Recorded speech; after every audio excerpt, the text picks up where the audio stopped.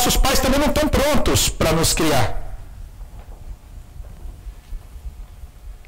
Eu entendi, Maurício, mas na minha época também meu pai não estava pronto para conviver comigo. Ele era alcoólatra, ou ele morreu cedo, ou ele era estúpido. Então, eu não consegui conviver com os meus pais. E aí nos distanciamos. E aí começa a acontecer o pior. O que eu chamo de pior? A criança não julga, já reparou? Já reparou que criança não julga? Porque o julgamento vem do hemisfério esquerdo. A criança trabalha, principalmente até 6, 7 anos, praticamente no hemisfério direito. Então, é muito dolorido o que eu vou falar. E sou totalmente contra isso que eu vou falar, mas só para vocês terem uma ideia. Se você espancar uma criança, é possível que daqui em 15 minutos, ou imediatamente, se você abrir o braço, ela te abraça, como um cachorro. Porque a criança não julga. Só que aquilo vai marcando o subconsciente dela. Aí quando ela tiver 13 anos, às vezes até a partir dos 10, 9, tem crianças mais precoces, mas basicamente, com 13 anos, a criança matura o hemisfério esquerdo, que marca o tempo, o lógico, o raciocínio lógico e o julgamento. Ai caramba, meu pai não conviveu comigo porque ele foi alcoólatra. Mas quando criança, eu não julgava ele. Mas aí a partir dos 13 anos a casa cai. Aí eu passo a julgar o meu pai. E aí eu me torno muito mais distante dele. Às vezes ele até queria se aproximar de mim, porque ele já teve uma maturidade, agora ele já reconheceu alguns erros, mas agora é você que não permite. Você não permite, porque você o julga. E aí quando você julga o teu pai, você exclui. E quando você exclui um membro da família que nos deu a vida, o estrago, vocês não têm ideia do estrago. Só algumas dicas. Não é uma regra, mas algumas dinâmicas. Ah, Maurício, eu vim aqui porque o dinheiro não para da minha mão. Isso é um conflito masculino. Normalmente com o pai e com o avô. Ah, eu não acerto na minha profissão. Eu já fiz 6 faculdades e não sei o que eu quero. Esse é um conflito materno. Que a gente vai reconhecendo na consulta e vai trabalhando para a cura. A sua vida não flui enquanto você julga os seus ancestrais. Isso tudo a gente precisa entender, porque às vezes foi o seu pai que não aceitou o pai dele. E você vem com esta situação. A sua vida não dá certo, para que você possa parar num consultório, por exemplo, ou num livro, porque ninguém aqui precisava se curar em consultório. Bastava que eu tivesse a informação, que eu fizesse uma leitura, eu posso muito bem me inspirar sozinho. Consultório nós fazemos o papel de um livro, que você não quis ler, então é melhor ouvir. E aí nós vamos conduzindo a vocês entenderem a importância de olhar para o teu sistema. Quando a tua vida está um caos, quando as coisas não vão para frente, e você não sabe por quê. Ah, eu sou azarada. Aí, coitado, Deus leva o ferro, né? É sempre assim. Puta, o que eu fiz, Deus? O que eu fiz para merecer isso? Pô, o senhor podia me dar uma mão, né? Aí a gente quer saltar, né? Eu não quero falar muito sobre isso, mas eu falo assim, olha como o ser humano, às vezes, não percebe alguns detalhes. Nós estamos aqui no chão. Vamos imaginar que Deus está aqui no teto. Olha o vazio, olha o espaço que tem isso, mas não, eu quero sair daqui e quero ir para lá. Rapaz, olha para cá primeiro, para esse vão, que tem muita coisa aqui, antes de você chegar nos céus. Não sou contra a religião, não, hein? Mas também não tenho nada a favor. Vamos lá. Nossos pais também foram traumatizados com as suas famílias de origem. Olha só. Projetam nos filhos todas as nossas expectativas. Não, porque você vai cuidar da minha empresa. Porque você vai cuidar da minha... Você vai ser jogador de bola. O pai tentou, não conseguiu, mas você vai ser o jogador de bola. Porque o pai projeta no seu filho, erroneamente, não maldosamente. Ele não tem consciência também, o pai. Todas as aflições dele, para preencher os vazios. Olha, eu não consegui jogar bola, mas meu filho é o Neymar. Imagina a carga que um filho carrega. O desejo do pai. Você acaba fazendo coisas que você não queria, coisas que você teve que você nunca sonhou, E você não sabe nem por que isso está acontecendo. E aí as crianças começam, essa cara é fantástica, né, na adolescência, ó. Quem tem filho adolescente sabe, né? A minha hora está chegando ainda, não cheguei ainda nessa fase. Ó a cara. Aí vem aquele ditado, né? Mas adolescente é tão rebelde. Na verdade não é o que adolescente é rebelde, é que ele julga tudo que ele passou na infância. Uma vez meu pai, né? Meu pai é um sarro, né? Eu considero um homem sábio, cheio de traumas também, como nós todos quase, mas um homem sábio. Um dia ele estava comendo um bife que estava meio duro, e ele tentava ver aquele bife, uma aflição vendo aquele comer esse bife e assistindo um programa de televisão. Aí eu quis entrar num papo cabeça com meu pai, com ele comendo aquele bife. Aí eu tinha acabado de ter meu primeiro filho, fazia pouco tempo. Eu falei, pai, como é bom a sensação de ser pai, né? Como é forte. Ele, arrancando o bife. Aí eu falei assim, nossa pai, eu estou fascinado com essa sensação. Eu só tenho medo da adolescência. Todo mundo fala da adolescência. Aí ele segurou os bifes nos dentes, virou e falou assim, dá amor pro seu filho que está tudo bem. E voltou a comer o bife. Eu lembro que eu queria mais, eu queria ele falando mais. Mas hoje eu entendo perfeitamente o que ele quis dizer.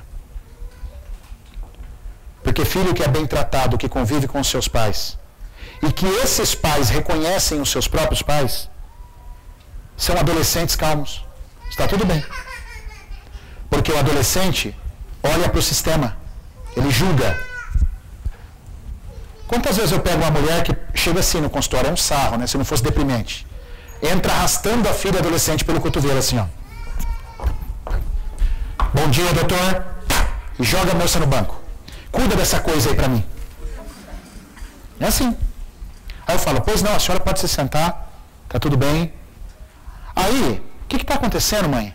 Essa menina é um inferno. Ela não me obedece. Eu falo tudo pra ela, ela não me escuta. Ela não faz nada do que eu peço. Aí eu faço uma pergunta só para a mãe. Eu falo assim, mãe, você obedecia sua mãe? Minha mãe? Minha mãe era um horror. Eu queria saber sua mãe. Aí eu falo assim, pô, você quer que a tua filha te respeite e você não olha para tua mãe? Não vai acontecer nunca o respeito. Nunca vai ter respeito. Por isso que eu, como pai, tenho que olhar para os meus pais, para liberar os meus filhos. Mais tarde, meus filhos serão pais. Mãe, eles terão que olhar para nós, para liberar os filhos dele. E assim as coisas vão fluindo.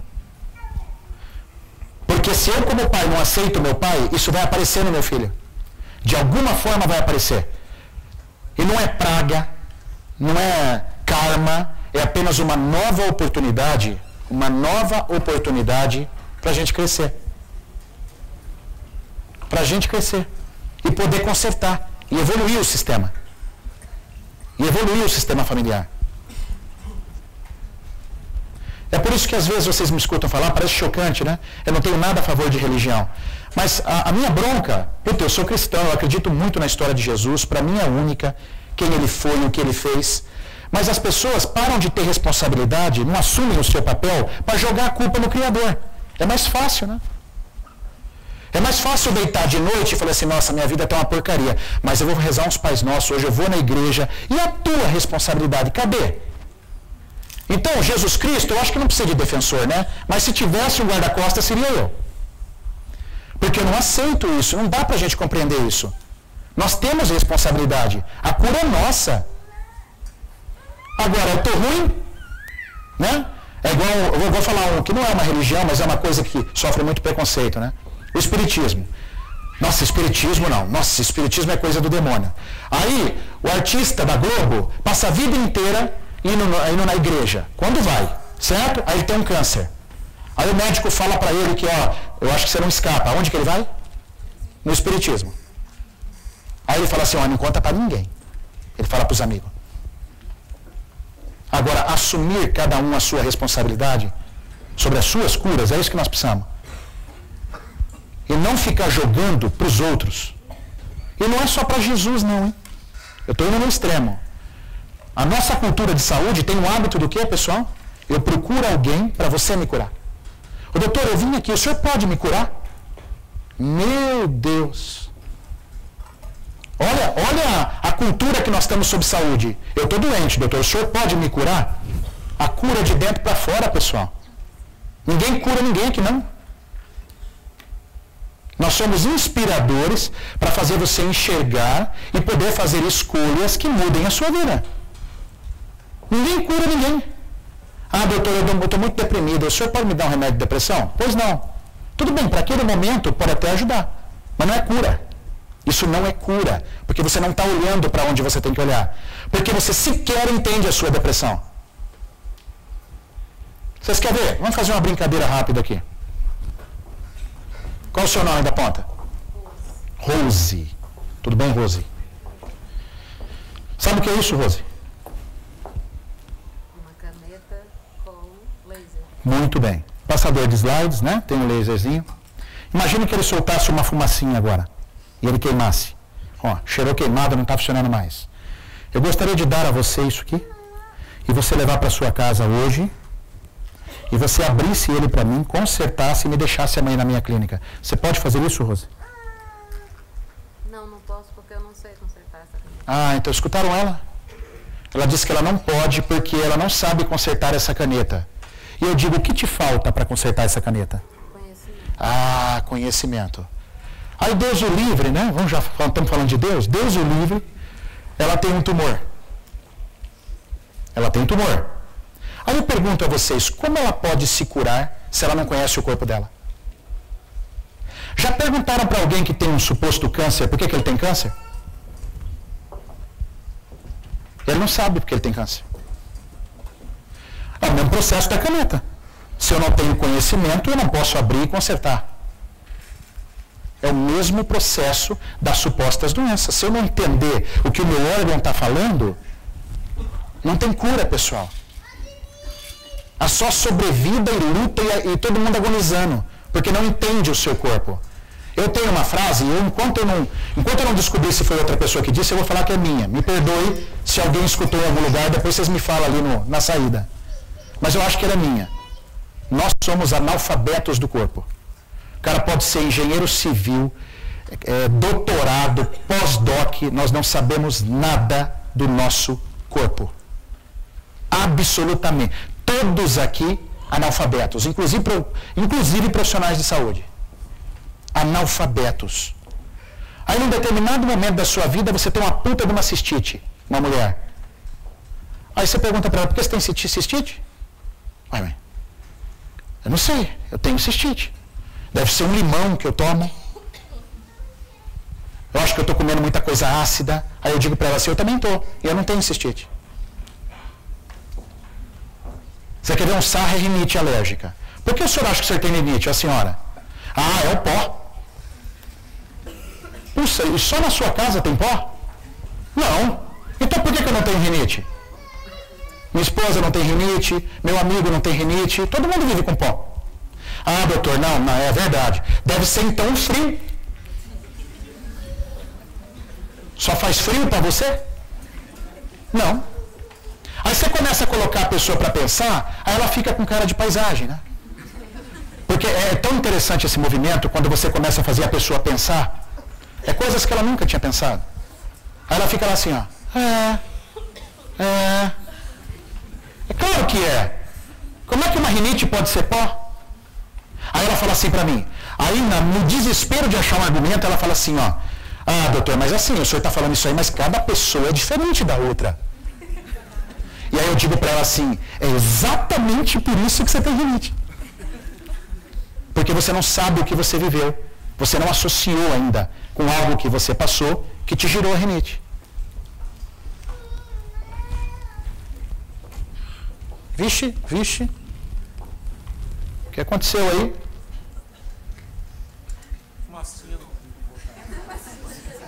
Viu que forte?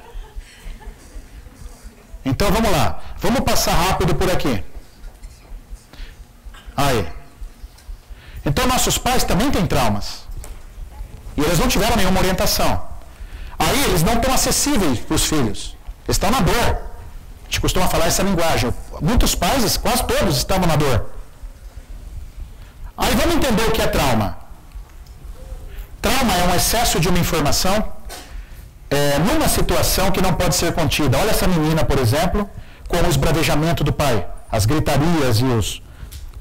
É tanta informação numa única situação que ela não pode ser contida, essa informação. A criança não pode pôr um fim nisso. Só o pai pode pôr o fim. E aí a criança se oprime. E aí a habilidade dela de responder ao ambiente diminui. Então a criança não julga, mas ela se oprime. E essa opressão causa marcas cardíacas nela, sobre o miocárdio. Então vamos entender. Olha lá. Olha essa menininha feliz, faz de conta que era um menino, que eu só coloquei como exemplo. Agora esse menino começa a entender, a ouvir uma briga dos pais. Ó. Então ele se oprime. Quando ele oprime, a gente fala que há uma mudança hormonal, afeta o miocárdio, afeta uma área territorial do cérebro, e essa criança se oprime e tem uma diminuição de hormônio. A vida não flui. Esse hemisfério é o hemisfério do julgamento. Na criança isso não funciona tão bem. Só depois dos 10 anos para 13 anos. E aqui é o hemisfério da criança, a criatividade. Por isso que a criança quer rabiscar tudo que ela encontra no caminho. Por isso que ela quer criar brincadeiras. Porque ela é muito sensorial. E um pai e uma mãe têm que entender isso. Vamos continuar o caso dessa menina. Olha lá, o coração fechado, olha que interessante, não há desenvolvimento. Então, se é menino que foi muito oprimido, os ombrinhos dele ficam curtos. É um menininho que fala, mas filho, ele cresce um adulto que fica falando assim. O pipi dele não cresce muito. Porque ele teve alteração hormonal. Aí olha isso aqui, mas o tempo passa, certo? O tempo passa, aconteça o que acontecer. Aí essa criança se torna um homem. E ela carrega, porém, o seu corpo de dor. Aquela criança interior. E junto vem os vazios, o julgamento, a exclusão. E aí esse adulto aqui passa a ser amargo, julgador, analisa tudo. Inclusive seus próprios pais. Porque ele carrega aquela criança. E ele nunca vai conseguir mudar se ele não tomar consciência do que está acontecendo com ele. Ele nunca vai conseguir mudar. E aí esse indivíduo julgador, abrem-se duas fortes possibilidades a ele. Ou ele vai sofrer um acidente, porque aí quando ele se acidenta e morre, ou ele se afasta do pai completamente, ou ele se acidenta, aí o pai se toca e o pai passa a cuidar dele. Olha só. Uma criança, agora um adulto a serviço da vida. Porque quando ele se acidenta, até que enfim uma mãe cuida desse filho. É muito comum a gente ver isso no sistema. Mãe não cuidou de filho, mãe não cuidou de filho, mãe não cuidou de filho. Aí um dos filhos agora, um dos descendentes sofre um acidente terrível e fica vegetando numa cama. Aí a mãe vai lá cuidar. Isso é uma correção do sistema. Aí você fala assim, nossa, mas coitado daquele cara que está lá deitado.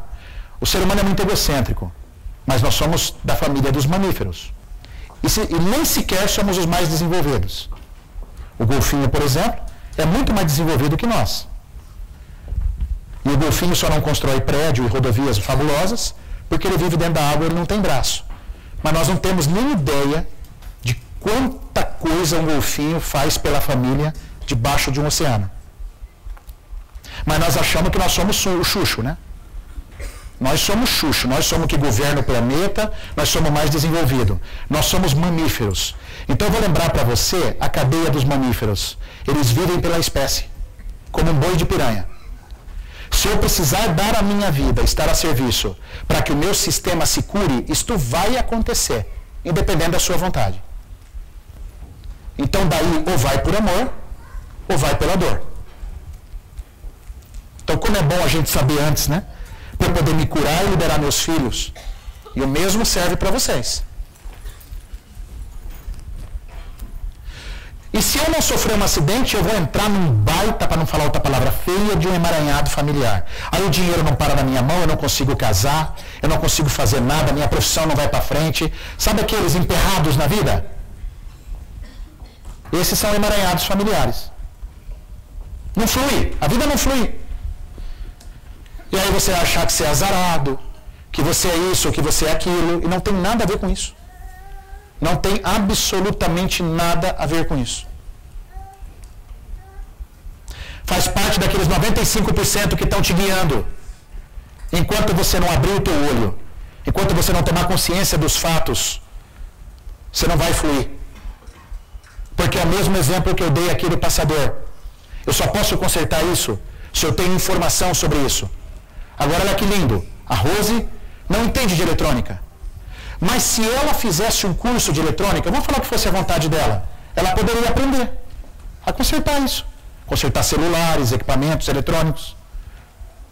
Então você vê que o conhecimento pode estar para todo mundo. Basta eu querer acessar. Basta eu querer acessar isso. Imagine as escolas, né? Vamos falar agora de um tema muito interessante, as escolas. A escola é o prolongamento da sua casa. É o prolongamento do lar. Imagina o que uma criança vai esperando de uma escola, ou de um professor, ou das relações com seus amigos. Carregando emaranhados. Mas aí o professor está cheio de dor. Porque o professor também tem seus traumas. Não é porque é professor que está acima de qualquer suspeita. Ele tem direito de ter trauma também. Né? A gente vai fazer uma campanha nas escolas. Quem tem direito a ter trauma, chega para cá. Todos nós temos traumas. Só que o professor, como um pai, como uma mãe, também deve se olhar. Com todo carinho, sem culpa. O que eu carrego? Por que determinado comportamento de dor? Por que eu tenho esse comportamento? Porque eles são a extensão. E eles também, a maioria, tem filhos. Alguns ainda não. E quem não tem filho ainda é o filho. E pode estar ainda no teu corpo de dor. No seu próprio corpo de dor. E cuidando das nossas crianças. Criança cuidando de criança. Assim como o pai dentro de casa também é uma criança cuidando de criança.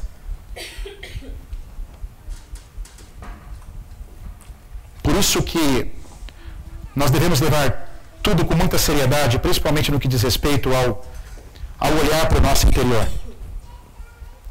E parar de que eu sou agir, que eu sou assim, que esse é o meu comportamento.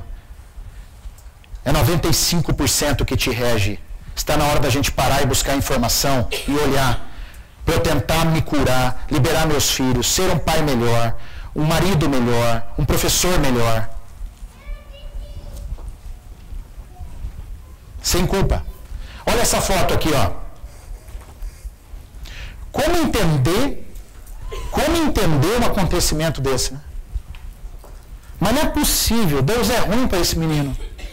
Com tantos meninos saudáveis, olha o estado desse menino. Só que o que a gente não sabe é o que está além do aparente. Nessa família dessa mulher, nenhuma mulher cuidou de criança. Nenhuma mãe, todas as mães praticamente abandonaram seus filhos. E quando esse menino ficou assim, essa mãe não sai do lado dele. Digam para mim se não é uma cura. É uma cura para o sistema. Ah, mas coitado do menino, esse foi o boi de piranha. Ele está a serviço da família para fazer até que, enfim, uma mãe olhar para o filho. Sabe o que isso pode ser interessante? Essa mulher tem uma outra menina. E quando essa menina for mãe, a mãe já curou. Esta menina agora vai ficar perto do seu filho. Não precisa vir outro doente. Porque o sistema foi corrigido. É o que está além do aparente. Mas se eu olhar só superficialmente, o que nós vamos encontrar? Puxa vida, coitado desse menino, que azarado. Por que Deus foi ruim para ele? Não se trata de Deus. Se trata dos nossos próprios processos, das exclusões, inclusões e evolução que nós, como mamíferos, como seres, temos que alcançar. Custe o que custar. Essas coisas, pessoal, vai acontecer independente se você quer ou não. Ou se acredita e começa a olhar, ou então você está à mercê dos seus 95%. Boa sorte. Porque isso é neurociência. Isso que eu disse do cérebro é neurociência. Nós só temos 5% de consciência. Eu já tenho 6. Azar dos 6. Vamos lá. Tratamento e cura. Olha que bonito. Tudo que a gente pode se relacionar pode ser curado. Então eu vou dar um exemplo aqui de casamento. Ó, que legal. Ó. Agora vocês vão perceber. Você teve um pai muito dolorido, muito na dor. O cara te batia, o cara bebia, não conseguia te dar amor. Beleza. Aí ele morre. Morre com você julgando ele. Tanto que na terapia eu pergunto assim, fala do seu pai. Ah, meu pai, doutor, eu já perdi, eu tinha 14 anos quando perdi ele. Mas, doutor, não faz falta, hein? Graças a Deus que a praga morreu quando eu tinha 14 anos. Beleza. Aí você cresce, né? Imagina que você não está julgando teu pai. Aí você cresce. Adivinha que tipo de homem você vai arrumar? Adivinha? Igualzinho teu pai. Ele pode até não te bater, mas é grosso igual. Não olha para você. Aí o que você faz? Você fala assim, quer saber? Eu não preciso também desse traste. E você chuta a bunda dele. Tchau. Eu sou mais eu. E sai feliz da vida. Aí você conhece outro homem. Adivinha como vai ser esse homem? Aí você vai falar assim para você mesma, puta, mas sou azarado, hein? Que desgraça. Eu só arrumo um homem assim. Mas eu não vou ficar na mão desse retardado. E chuta a bunda dele. Eu sou mais eu. Aí você vai para um terceiro relacionamento. Adivinha que tipo de homem você vai arrumar? Então qual é a moral da história? Qual é a moral da história? A cura vem através dos relacionamentos. Só que seu pai já morreu. É possível você se curar com ele aqui dentro, mas é possível eu, através do meu marido ogro, fazer um movimento para me curar com ele, porque é como se eu estivesse me curando com ele, eu estivesse me curando com os homens. Por isso que é difícil ouvir isso. Mas quem tem relacionamentos difíceis, a melhor opção não é largar. Porque o largar num primeiro momento, claro que pode haver separação, tá tudo certo. Mas o largar num primeiro momento é perder a chance de corrigir o sistema. Vai acontecer de novo. Tem uma frase muito interessante. Tudo que vocês levar para o túmulo de vocês, que não foi corrigido, vai acontecer de novo. Eu estou parecendo o Bento Carneiro, né? O vampiro brasileiro. Quem é dessa época parece que eu estou jogando praga, né? Mas não é isso não. Isso é fato. Tudo que vocês levarem para o túmulo, que vocês não olharam para a família, vai se repetir. Vai se repetir. A solução para nós, então, é aprendermos com o que aconteceu. Eu tenho que trazer para a consciência, ressignificar a história do meu pai, porque eu conheci o lado bruto do meu pai, mas eu não tive a capacidade de conhecer o que ele passou. Eu falo que se tivesse um ser superior que chegasse para mim hoje e falasse assim, Maurício, eu quero te dar um poder de cura. Você quer? Eu falo, não. Como assim? Você vai curar todo mundo? Não quero. Sabe o poder que eu quero para esse ser superior? Eu quero pegar na mão das pessoas e poder-los levar, adultos, no tempo, lá atrás, e assistir a vida dos pais por 2 semanas. Porque aí o indivíduo vai se curar. Se eu tivesse esse dom de pegar na mão de quem julga o pai e pudesse voltar no tempo adulto, consciente, agora você senta aqui no meu ombro, nós vamos assistir a vida do teu pai. Volta chorando, acabado e curado. Só que como nós conhecemos nossos pais já adultos, né? Ninguém conheceu o pai aqui pequeno. Então a gente acha que eles têm que ser super-herói. Pai tem que ser tudo de bom. Só tem que dar exemplo bom. Quem disse? Quem disse isso? O pai foi uma criança. Ele foi uma criança. Então, esse olhar, ressignificando isso, um olhar com carinho, um olhar diferente, pode trazer para a gente o processo de cura, que a família precisa, não é só você. Vou contar outra história, amor, vou contar outra história. Meu filho do meio, quando ele tinha perto de 3 anos, ele começou desesperadamente assim, cola o papai, cola o papai. Aí no começo eu fiquei todo cheio, ele me ama. Ele me ama.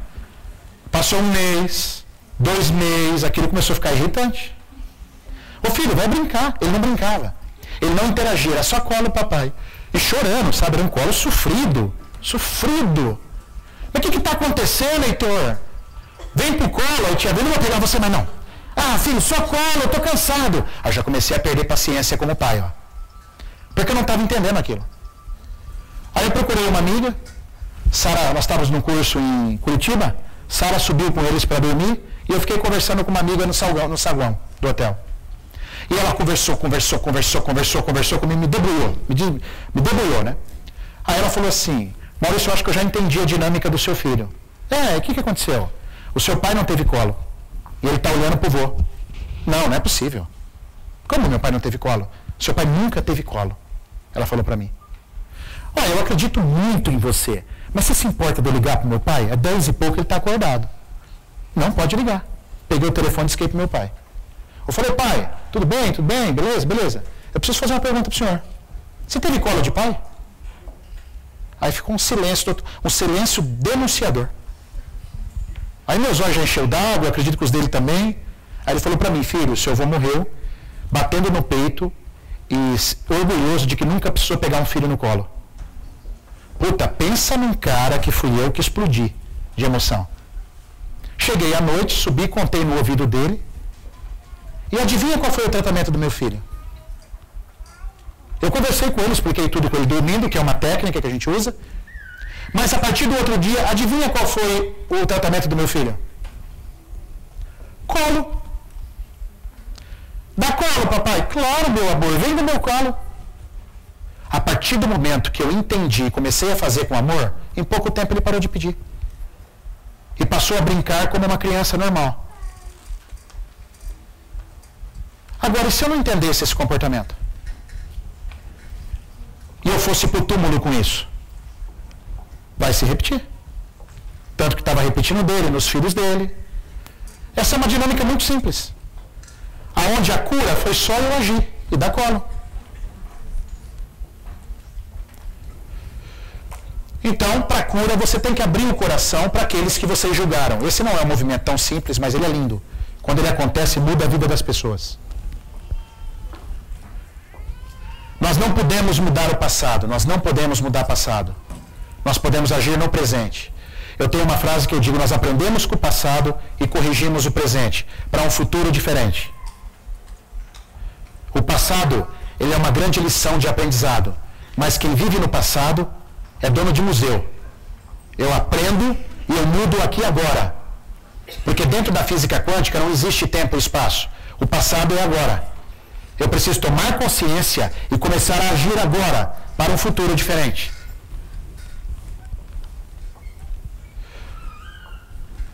Stefan Hausner, que é um grande estudioso nessa área sistêmica, relacionamentos, um dos nossos maiores desafios e uma das nossas maiores potencialidades. Nós temos tanto potencial em se relacionar, mas nós não estamos abertos e conscientes para isso. Porque quem está nos fazendo relacionar é o nosso corpo de dor. Aí já viu criança em escola que briga com o outro, que disputa brinquedo? Somos nós como adultos. O cara falou para mim uma coisa que eu ofendi demais. Eu com criança. Repara no comportamento de vocês. Nossa, eu fui conversar com aquela coisa, ela falou um negócio lá, nossa, que me magoou muito. Criança. Porque adulto sabe lidar com as coisas. Mas nós somos crianças cuidando de crianças. Então, se eu quero um futuro melhor para os meus filhos, eu preciso me curar como pai. Se eu sonho com uma escola ideal, eu sonho com uma escola onde os seus integrantes também se curem das suas dores, porque ninguém tem culpa, é só olhar para que eles possam atingir os nossos filhos. Isso é um movimento de cura, que aí não tem adoecimento, não existe adoecimento. E esse dia pode chegar, claro que ele pode chegar, e ele começa através de nós. Estou plantando uma sementinha hoje, amanhã é vocês que plantam uma sementinha, com palestras, com estudo. É isso que faz as pessoas olharem para a sua dor e se conhecerem. E eu curado, eu estou muito mais pronto para a minha criança, para o meu filho, ou para os meus alunos. Rapidamente sobre o efeito placebo. Esse cara é um grande pesquisador, ó, um doutorando, um médico da USP de São Paulo. O que é um placebo? Tecnicamente, é alguma coisa que eu tomo, que não tem efeito nenhum, mas me faz bem. Isso já está provado que existe, sabia? Ó, na medicina, hein? A medicina já provou que isso funciona. Você está lá, se eu chegar com uma pílula de farinha para você e falar assim, tome isso aqui, que você vai ver tua disposição. Mas o que é isso? Confia em mim. Tome. E é um treco que inerte. Você pode se empolgar tanto e chegar daqui uma semana ou 2 dias e falar para mim, nossa, aquele trem funciona, hein, Maurício? E mal sabe você que aquilo lá era um pó de farinha. Isso é o efeito placebo. Também o efeito nocebo é ao contrário. Quer ver só? Nossa, Maurício, estou tão deprimido. Por quê? Ontem eu fui no médico e recebi um diagnóstico de câncer. Qual a crença que está por trás de um câncer? Morte. Isso vem lá dos seus antepassados. Tem câncer, vai morrer. Isso é o nocebo. Aí eu começo a botar na minha cabeça que eu posso morrer, que eu não vou ter cura, e morre. Morre. Porque deprime o teu sistema imunológico e você morre.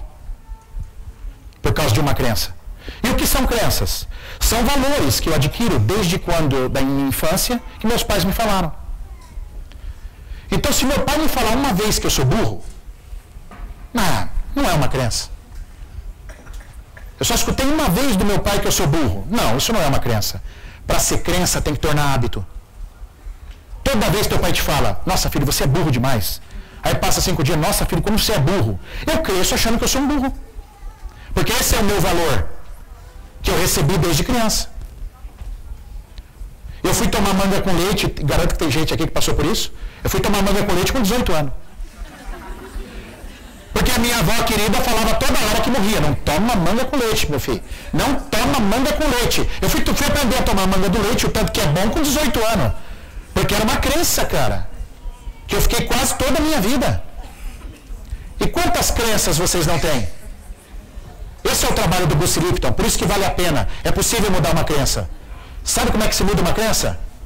Quando eu tomo consciência dela e eu faço novos hábitos. Assim. Não tira, filho. Filha, você já viu criança? Criança nem anda ainda e já tem sapatinho. Já repararam? Criança nem anda e já tem sapato. Aí você pergunta, mas por quê? Porque não pode pegar friagem no pé. Friagem no pé, a criança fica constipada ou resfriada. O que é isso senão uma crença? Isso faz parte dos seus 95%. É crença. Que vem desde lá de trás. Como é que eu mudo isso? Eu tomo consciência da crença, nossa, verdade, cara, é uma crença que eu tenho. Então agora eu vou tornar um hábito. Tira o sapato dela. Pode deixá-la sem sapato. Conforme você vai repetindo esse hábito, você vai transformando numa nova crença. É um mecanismo simples e super eficiente. Mas eu preciso ter a consciência da minha crença. Isso que é difícil. Porque a maioria das pessoas não tem consciência de suas crenças. Daquilo que te rege. Mas quando eu tomo consciência, eu posso criar um novo hábito. Um hábito agora bom. Contrário àquela crença. Você imagina uma menina que cresce, aqui tem muitas mulheres no auditório. E pode ser que algumas eu esteja falando diretamente para algumas dessas mulheres. Cresceu uma vida inteira escutando assim: filha, sexo é sujo, o homem não presta. Filha, sexo é sujo, o homem não presta. Como é que você acha que você vai ser quando adulta? Ruim de cama, absurdamente ruim de cama.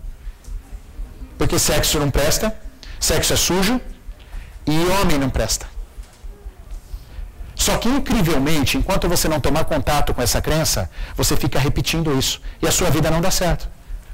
Por uma questão de valor que você aprendeu quando você era pequena. Isso é muito sério, cara. Nós estamos numa bola de neve. Nós precisamos entender melhor nosso corpo.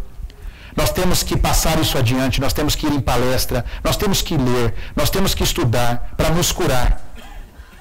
Se a gente curar, eu estou mais preparado para um indivíduo na fase inicial de vida. Se eu estou mais preparado para um indivíduo na fase inicial, não tem adoecimento. O ser humano cresce mais forte, mais saudável.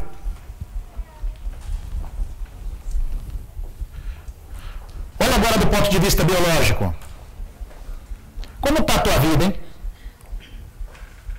Você está pensativa, você está amorosa, você está meditando ou você está assim?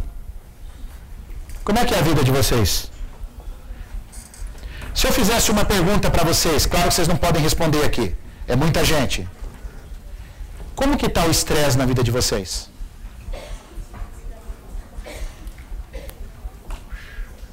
Bom, então vamos lá, rapidamente.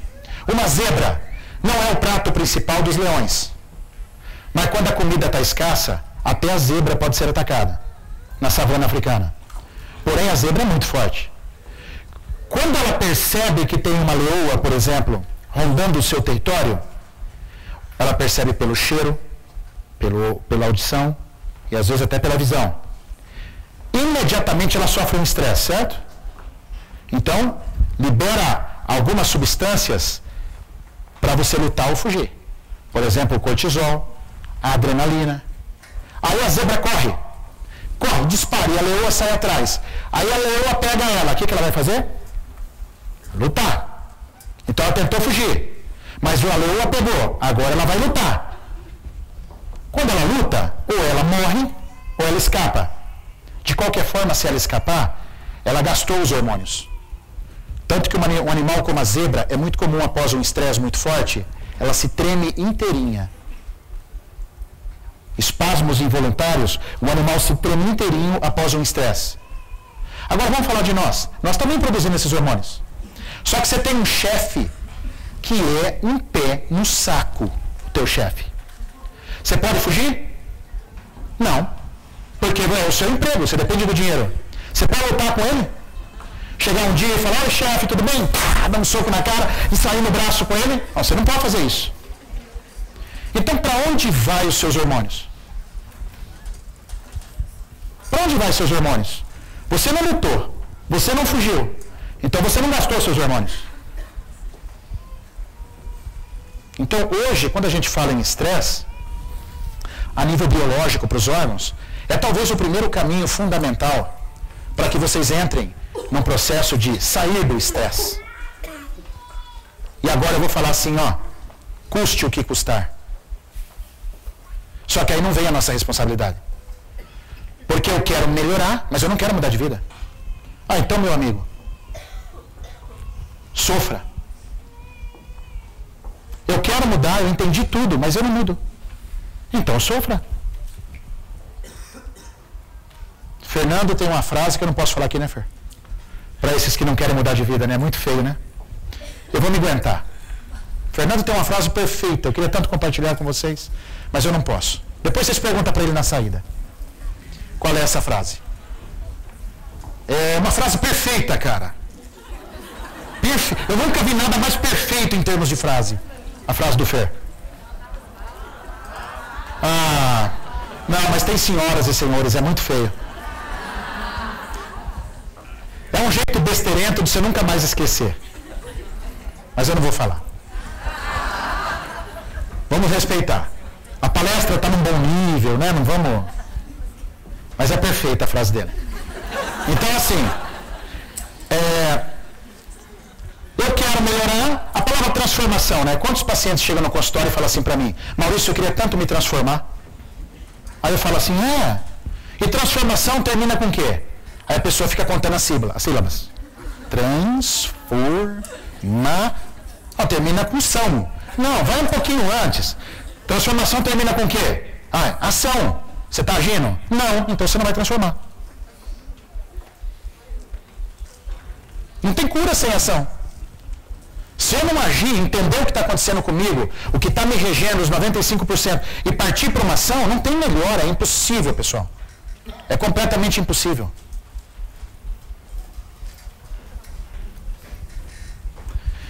Então nós precisamos sair desse mecanismo, porque isso gera doença. Estresse prolongado, estresse curto, por exemplo, quando você recebe uma notícia. Oi, tudo bem? Oi, tá tudo bem em casa? Tá, a senhora, a sua filha é a Paula? É a Paula. Então, a Paula foi atropelada e sofreu um grave atropelamento. Isso é um estresse. Inesperado, abrupto. Aí eu vou para o hospital, minha filha Se recupera, acabou o estresse. Mas tem gente que adora viver um estresse prolongado, né? Qual o seu hobby? Meu hobby é cultivar estresse. É a minha vida. Eu vivo cultivando estresse. Eu tenho um chefe chato, todo mundo me enche o saco, eu não entendo nada disso, mas eu vou vivendo no estresse. Isso, vai vivendo no estresse.